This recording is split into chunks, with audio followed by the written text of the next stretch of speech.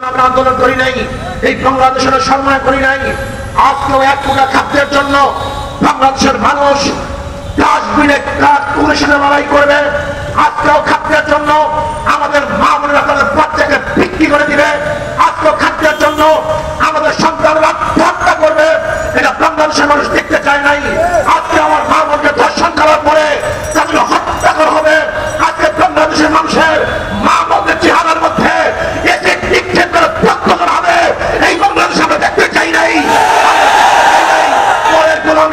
আমরা দেখতে চাই নাই ভারতের হস্তক্ষেপ। আজকে বাংলাদেশ আমাদের বাংলাদেশ নয়, স্বাধীন বাংলাদেশ নয়। গোটা বাংলাদেশকে ভারত দখল করে এই ভারতের আক্রোশী গোষ্ঠী আজকে বাংলাদেশকে কন্ট্রোল করার জন্য, গোলামি করার জন্য তারা চেষ্টা করতেছে। আমরা গোলামির দিন থেকে ছিন্ন করে স্বাধীন হতে চাই, মুক্ত হতে চাই। আমরা যে আন্দোলন করেছিলাম সাম্যতা রক্ষা করার জন্য, বৈষম্য দূর করার জন্য, সাম্য, মানবিক মর্যাদা, সামাজিক ন্যায় বিচার প্রতিষ্ঠা করার জন্য আমরা কি দেখলাম যে 5ই আগস্টের পরে আমারও দখলদারি, আমারও চাঁদাবাজি, আমারও তোমার চুলকে হত্যা করা হয়েছে, নির্দোষ তোমার চুলকে হত্যা করা হয়েছে। আজকে আমার মা আমাকে ধর্ষণ করা হয়েছে।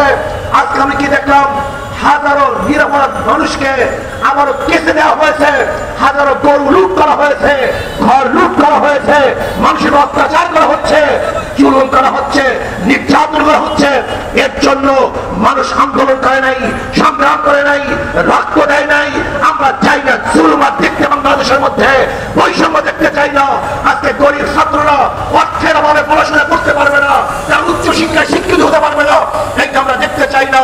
আজকে আমার মা বোন মিসকিনরা, এতিমরা, বিধবারা না খেয়ে থাকবে, এই বাংলাদেশ আমরা দেখতে চাই না। আজকে আলেমদের সাথে বৈষম্য করা হচ্ছে। সবচেয়ে বেশি বৈষম্য শিকার হচ্ছে আলেমরা। আজকে শিক্ষিত আলেম যারা মেধাবী, শিক্ষিত, অনার্স পাস করার জন্য যেই পরিমাণ পড়াশোনা করে, একজন ছাত্রীর তামাশ করার জন্য তার সাথে 1000 গুণ বেশি পড়াশোনা করে। অথচ আজকে আমাদের মাদ্রাসার ছেলেরা কেন তারা বিশেষ পরীক্ষায় অংশগ্রহণ করতে পারবে না? তারা কেন বিশেষ পরীক্ষা দিতে পারবে না? আজকে মাদ্রাসার ছেলেরা কেন চাকরিজীবী হবেন না? তারা বাংলাদেশের কোনো জায়গায় কেন যেতে পারবে না? এটা বৈষম্য। এতে বড় বৈষম্য কিছু হতে পারে না। আজকে কওমি মাদ্রাসার সাথে বৈষম্য করা হচ্ছে। কওমি মাদ্রাসার ছেলেদেরকে আজকে অনেক জায়গায় ইন্টারভিউ দেওয়ার জন্য অযোগ্য ঘোষণা করা হচ্ছে। আজকে যে মাসআলাগুলি কওমি ছাত্র সবচেয়ে বেশি জানে, সেই নিখার কাজী হিসাবেও আজকে কওমি মাদ্রাসার ছেলেরা চাকরি পাচ্ছে না। এটা কেমন বৈষম্য আমি তো বুঝছি না। আজকে কওমি ছাত্ররা পুলিশে অংশগ্রহণ করতে পারছে না, র্যাবে অংশগ্রহণ করতে পারছে না, আজকে মিলিটারিতে অংশগ্রহণ করতে পারছে না, বিসিএস ক্যাডারে অংশগ্রহণ করতে পারছে না। এটা বৈষম্য। এই বৈষম্য বাংলাদেশের মানুষ দেখতে চায় না। আজকে অর্থনীতির অবস্থাটা কি? ধনী শুধু ধনী হবে আর গরিব শুধু গরিব হবে, এই বৈষম্য দেখতে চাই না। আজকে বাংলাদেশের অর্থনীতির অবস্থা কি জানেন আপনি? আপনি যাবেন ব্যাংকে 5 লক্ষ টাকা আনার জন্য, ব্যাংক বলবে আপনার কি মর্গেজ দেওয়ার টাকা আছে? আপনার আমার তো মর্গেজ নাই। তাহলে ব্যাংক তো আপনাকে টাকা দিবে না। যার টাকা আছে ব্যাংক তাকেই টাকা দিবে। তার মানে ধনীকে ধনী বানাবে। যার 5 লক্ষ টাকা আছে ব্যাংক তাকে 5 লক্ষ টাকা দেয়। যে ব্যক্তিকে লোন দেওয়া হয়েছে তার লোন মাফ করা হয়, তার ইন্টারেস্ট মাফ করা হয়। তাই ধনীকে বর্তমান অর্থনীতি 5 বার ধনী বানায় আর গরিবের পেটে 5টা লাথি মারে। আগের থেকে বড় লোকের 5 লক্ষ টাকা ছিল, একবার ধনী। ব্যাংক থেকে 5 লক্ষ টাকা দিয়েছে, 2 বার ধনী। তার লোন মাফ করা হয়েছে, 3 বার ধনী। তার ইন্টারেস্ট মাফ করা হয়েছে, 4 বার ধনী। আর গরিবের পেটের মধ্যে 5টা লাথি। আগের থেকে 5 লক্ষ টাকা ছিল না, 1 লাথি। ব্যাংক থেকে 5 লক্ষ টাকা দেয় নাই, 2 লাথি। তার ইন্টারেস্ট মাফ করা হয় নাই, 3 লাথি। তার লোন মাফ করা হয় না, 4 লাথি। এবং বড়লোকদের যে টাকা মাফ করা হয়েছে, এই টাকাগুলো যদি বাংলাদেশ ব্যাংকে থাকতো, ওই গরিব বাংলাদেশের নাগরিক হিসাবে সেই টাকারও মালিক ছিল। কিন্তু বড়লোক থেকে লোন মাফ করার কারণে গরিবের পেটের মধ্যে আর 1 লাথি, মোট 5 লাথি। বর্তমান অর্থনীতি গরিবকে গরিব বানায় আর ধনীকে ধনী বানায়। আর ইসলামী অর্থনীতি হলো গরিবকে ধনী বানায় আর ধনীদেরকে সাম্য রাখে, সমান রাখে। যেমন জাকাত কাদের জন্য? গরিবদের জন্য। ওষুধ কাদের জন্য? গরিবদের জন্য। ফিতরা কাদের জন্য? গরিবদের জন্য। দান কাদের জন্য? গরিবদের জন্য। মানত কাদের জন্য? গরিবদের জন্য। ইসলামী অর্থনীতি, গোটা অর্থনীতি গরিবদের জন্য। অথচ কপাল করে গরিবরা ইসলামকে ফলো করে না, ইসলামী অর্থনীতি বাস্তবায়ন করতে চায় না। আমি চ্যালেঞ্জ দিয়ে বলতে পারি যে ইসলামী অর্থনীতি বাংলাদেশে বাস্তবায়ন হয়, আগামী 5-10 বছর পরে একজন গরিব সীমা, দরিদ্র সীমার নিচে থাকবে না, সব দরিদ্র সীমার উপরে চলে যাবে। আজ আমি চাই যাদের মাধ্যমে এদেশের গরিবরা গরিব হয়, জুলুম হয়, অত্যাচার হয়, অবিচার হয়, তাদেরকে আমরা ক্ষমতা দেখতে চাই না। যারা 5ই আগস্টের পরে লুট করছে, চাঁদাবাজি করছে, এদেরকে আমরা দেশের মধ্যে ক্ষমতা দেখতে চাই না। ভাইয়েরা আমার, আজকের সমস্যা আমাদের মধ্যে, সমস্যা সরকারের মধ্যে নয়, সবচেয়ে বড় সমস্যা হলো জনগণের মধ্যে। এই জনগণ কাকে নির্বাচন করবে, এই নির্বাচন করতে ভুল করার কারণেই তারা বারবার ক্ষতিগ্রস্ত হয়। আপনাকে অবশ্যই মনে রাখতে হবে, একজনের নাম এ, একজনের নাম বি, একজনের নাম সি।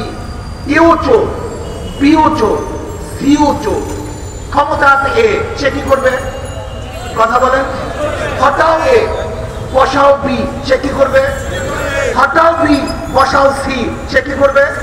কারণ নেতার পরিবর্তন হয়েছে, দলের পরিবর্তন হয়েছে, নীতি ও আদর্শে পরিবর্তন হয়নি। ওসি চলে যায়, এসপি পরিবর্তন হয়, ডিসি ট্রান্সফার হয়, কিন্তু দুর্নীতি ট্রান্সফার হয় না। এর কারণটা কোথায়?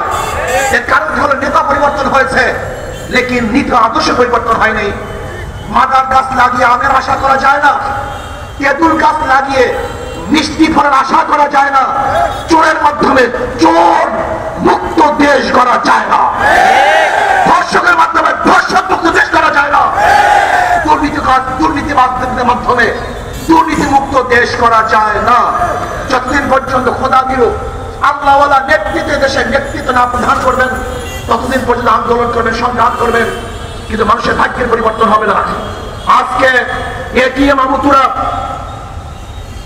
এই সিলেটের সাংবাদিক, বৈষম্য বিরোধী আন্দোলন করতে গিয়ে তিনি শহীদ হয়েছেন। যে জালেমরা তাকে শহীদ করছে, আমরা তাদের বিচার কামনা করছি। আজকে দেখেছেন গোটা বাংলাদেশ চলতেছে ভারতের নিয়ম অনুযায়ী। আমি গিয়েছিলাম আজকে যেখানে ভোলাগঞ্জ পাথর উত্তোলন করা হয়, সেখানে কি অবস্থা? পরিবেশের দোহাই দিয়ে পাথর উত্তোলন করা সম্পূর্ণ বন্ধ করে দিয়েছে। অথচ আমি দেখে আসছি অদূরই ভারতের মধ্যে, ভারতের সীমানার মধ্যে আমরা দেখেছি সেখানে বুমমিন করে, পাহাড়কে ধ্বংস করে, সেখান থেকে পাথর উত্তোলন করে, তাতে পরিবেশ নষ্ট হয় না। অথচ আমাদের দেশের কিছু ভারতের দালালরা পরিবেশের দোহাই দিয়ে আমাদের দেশের হাজার হাজার হাজার হাজার কোটি কোটি টাকা আজকে তারা নষ্ট করে ফেলেছে। অথচ বিদেশ থেকে, ভারত থেকে পচা পাথর আমি নিজে দেখে আসছি, যেখানে মাটি মাখা খুব পচা মানের পাথর, নিম্নমানের পাথর তারা নিয়ে আসছে। অথচ আমাদের দেশের খনিজ, আমাদের দেশের পাথর আমরা তুলতে পারছি না। আমি অন্তর্বর্তী সরকারকে বলবো, আমি মনে করি যারা পরিবেশের দোহাই দিয়ে পাথর উঠানোকে বন্ধ করেছেন, তারা এদেশের চিন্তা ভাবনা লালন করেন না, তারা ভারতের চিন্তা ভাবনা লালন করেন। তাদের মেজাজ মন এই দেশের মেজাজ মন নয়, তারা ভারতের মেজাজ এবং মন নিয়ে বসবাস করতেছেন। কাজে আমি অন্তর্বর্তী সরকারকে বলবো, অচিরেই আমাদের দেশের পাথর উঠাবার ব্যবস্থা করে দেন। হাজার হাজার লক্ষ লক্ষ করি